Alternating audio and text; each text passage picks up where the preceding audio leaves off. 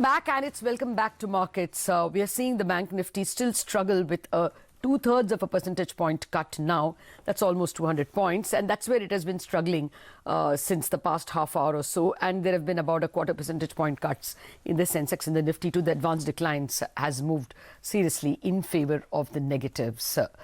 Foreign institutional investors have been sellers for the better part of June.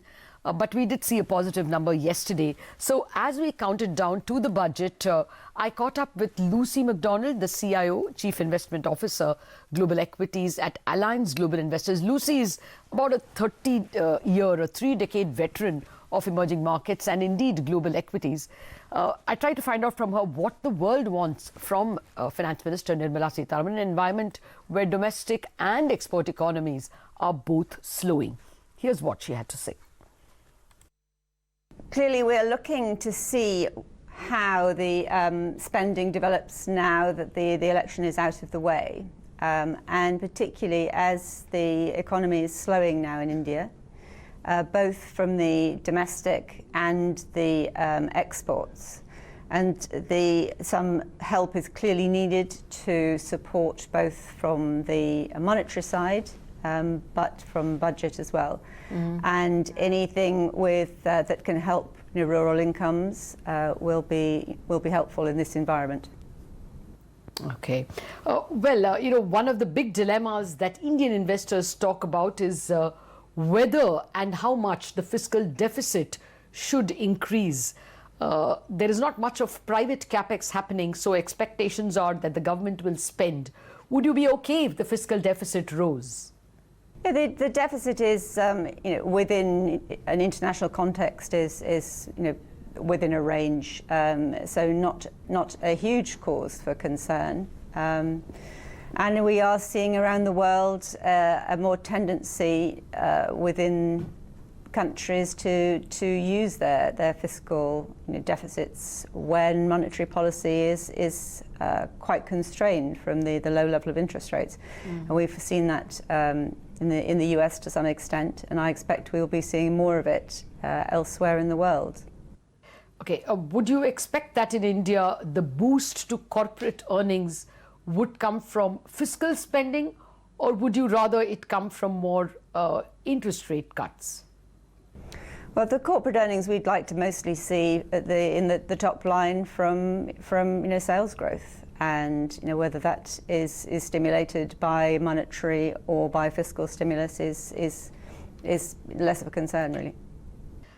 Would you be okay if there was simultaneous fiscal and monetary loosening? After all, we've already seen a 75 basis rate cut from the Reserve Bank this year. Yes, I think at this stage, yes, some more easing on both sides is not something that should concern investors because there is clearly a cyclical slowdown within an overall above average growth GDP. So I think some stimulus is allowable, but we can already see that the growth should stabilise into next year as some of the factors which have been holding back growth are neutralised. We've only for this budget, we kind of have a trailer. There was an interim budget, and that had indicated that there will be an income transfer to farmers. Post the elections, that income transfer has now been made available to all farmers and not just small farmers. Is that a good idea, and does that give you a reason to buy any stocks? Well, supporting the rural incomes, as I said, is a good use of the budget, and that, considering the makeup of the labour force and consumption within India, is the best way to stimulate some growth. So yes, overall, that's a good target for spending. Okay. So what are you at the moment buying in India, if at all? At the moment, we are not actively investing more in India. We are at the moment very much. We've had good overall returns this year, good relative returns. And the moment we have many ideas that we're interested in, but valuations are on the higher side. Okay. So at the moment we are not putting much more money to work into equity markets. Okay. Well, we have seen some serious fall in stock prices in the mid-cap space. Automobile stocks have fallen, as they have fallen, of course, worldwide. Do auto stocks interest you? Not as a rule, no. We tend to avoid that sector globally, with very, very few exceptions over the years. And that's because it's a sector which has relatively low returns, is extremely competitive, and has a lot of state support, which makes it difficult for companies to really drive, good profitability over time. Okay. So we don't tend to be invested there, which most of the time has not held back our returns. What about financials? We had seen a major cleanup of the public sector banks in particular and the banking sector in general, but now we have problems in the non-bank finance company space. Chances of a housing finance company going under have risen. Anything in this space that you like or seriously dislike? Well, there are few which are of a size and a quality threshold to go in our global portfolios. The mortgage HDFC is one, but the valuation is not so attractive at the moment. We don't tend to be going down further in the market cap in that area in India. The non-bank finance company problem and the chances of one or two of them defaulting, does it worry you? Do you think it can generally slow down earnings growth for the entire sector? Yes, that's highly likely if there is a default, and we have had concerns in the past about the level of credit growth in India. Less at the moment, but it wouldn't be a surprise if there were some casualties as a result of the recent strong credit growth. Okay, so not really worried about the fiscal deficit. As per global standards, she said that the fiscal deficit is not a concern, but she's expecting some budgetary stimulus, definitely. Not at all worried. On the contrary, is actually calling for simultaneous monetary and fiscal stimulus. Loosening. Yes, so that's the key takeaway. But of course, we'll play that through the course of the day. For now, before we end the show, let's get another news piece going. Sapna Das, my colleague, reports that the government may consider moderating tax targets in the upcoming budget. She joins in now to give us details on what she's picking up. Hi Sapna, good morning. What are you picking up? Morning. So this debate, or rather this conversation, has been on in various quarters right since the interim budget numbers came out and the fallout of the same. We have seen how the March FD numbers and the financial numbers, the government accounts have been met, and the kind of expenditure compression that happened almost to the tune of 1.40 lakh crores. And these numbers in public domain in the CGA numbers which came out on 31st March.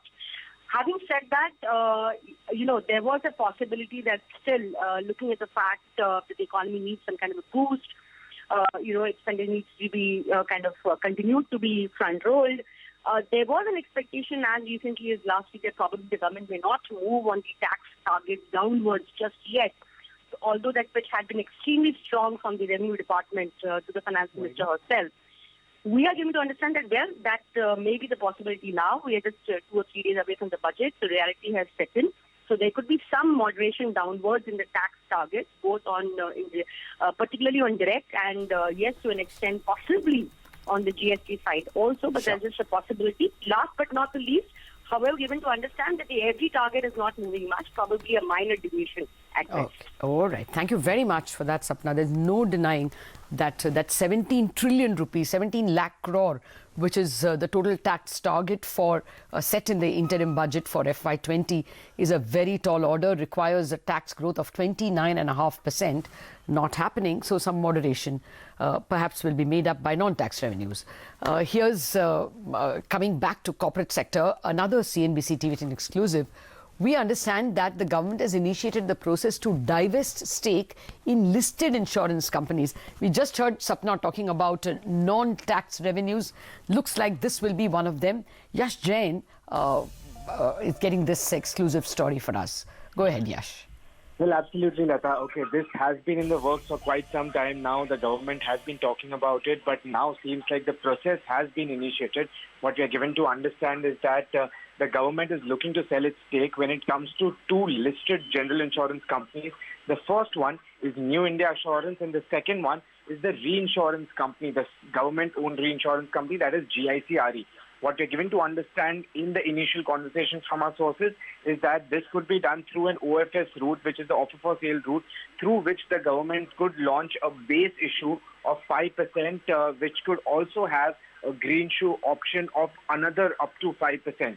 Now, do remember that government holds about 85% stake in both these entities. So paring down stake in these two entities will also help the government to comply with the minimum public shareholding norms, as well as to get proceeds as far as the divestment target is concerned. Okay. The budget is just on July 5th. We'll understand what's the divestment target and how the stake sale in these two entities help towards that.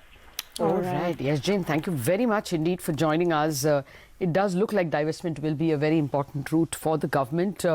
But for the moment, let's turn our eyes back to the market. There have not been further losses. The losses in the second, around 10 a.m. that we saw markets coming down by about 25 points. I think it's kind of static over there. Also, I just want to mention that on Godrej Properties, the reason you're seeing that fall is because the shares that were allotted in the OFS get allotted today, and they've been allotted at a much lower price at the OFS price. So that sort of added to the supply pressure that you're seeing at the lower price on Godrej Properties. It's just a technical adjustment that you're seeing on the stock today, down about 11%. But with that, it is curtains down on Bazaar. Thanks for watching. Lots of trading ideas lined up on Chartbusters.